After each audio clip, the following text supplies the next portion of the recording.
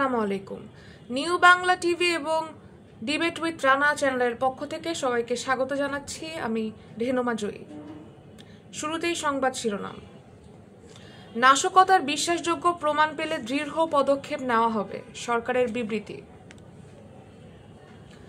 ঢাকার বিমানবন্দরের cargo village সহ অন্যান্য অগ্নিকাণ্ডের ঘটনায় নাশকতা বা অগ্নিসংযোগের কোনো বিশ্বাসযোগ্য প্রমাণ পাওয়া গেলে সরকার তাৎক্ষণিক ও দৃঢ় পদক্ষেপ নেওয়া হবে বলে জানিয়েছে অন্তর্বর্তী সরকার। আজ শনিবার রাত 9:45টার দিকে সরকারের বিবৃতিতে বলা হয়, কোনো অপরাধমূলক কর্মকাণ্ড বা উস্কানির মাধ্যমে জনজীবন ও রাজনৈতিক প্রক্রিয়াকে বিঘ্নিত করার সুযোগ দেওয়া হবে না। দেশের বিভিন্ন স্থানে সম্প্রতি সংঘটিত একাধিক অগ্নিকাণ্ডের ঘটনায় জনমনে যে উদ্বেগ সৃষ্টি হয়েছে, অন্তর্বর্তী সরকার তা গভীরভাবে অবগত। আমরা সকল নাগরিককে আশ্বস্ত করতে চাই, নিরাপত্তা সংস্থাগুলো প্রতিটি ঘটনা গভীরভাবে তদন্ত করছে এবং মানুষের জীবন ও সম্পদ সুরক্ষায় সর্বোচ্চ সতর্কতা অবলম্বন করছে, বলা হয় বিবৃতিতে। বিবৃতিতে সরকার আরও বলেছে, আমরা স্পষ্ট করে বলতে চাই, যদি এসব অগ্নিকাণ্ড নাশকতা হিসেবে প্রমাণিত হয় এবং এর উদ্দেশ্য যদি হয় জনমনে আতঙ্ক বা বিভাজন সৃষ্টি করা, তবে তারা সফল হবে কেবল তখনই যখন আমরা ভয়কে আমাদের বিবেচনা ও দৃঢ়তার উপর প্রাধান্য দিতে দেব।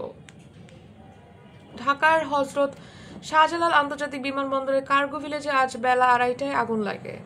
রাত 8:45টায় এই প্রতিবেদন লেখা পর্যন্ত আগুন চলছিল। এর আগে বৃহস্পতিবার দুপুরে চট্টগ্রামের রপ্তানি প্রক্রিয়াকরণ অঞ্চলে অবস্থিত অ্যাডামস কেপ অ্যান্ড টেক্সটাইল লিমিটেডের একটি কারখানায় আগুন লাগে, যা প্রায় 17.5 ঘন্টা পর শুক্রবার সকাল 7:30টার দিকে নিয়ন্ত্রণে আসে। এর আগে গত মঙ্গলবার মিরপুরের শিয়ালবাড়ির একটি টিনের ছাউনির দোতলা রাসায়নিক গুদামে আগুন লাগে, এতে মৃত্যু হয় অন্তত 16 জনের।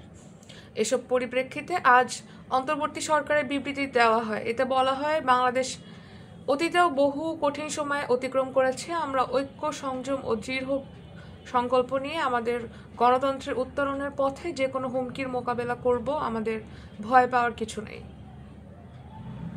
দর্শক, আজকের সংবাদ এ পর্যন্তই। পরবর্তী সংবাদ দেখার আমন্ত্রণ জানিয়ে বিদায় নিচ্ছি। ধন্যবাদ।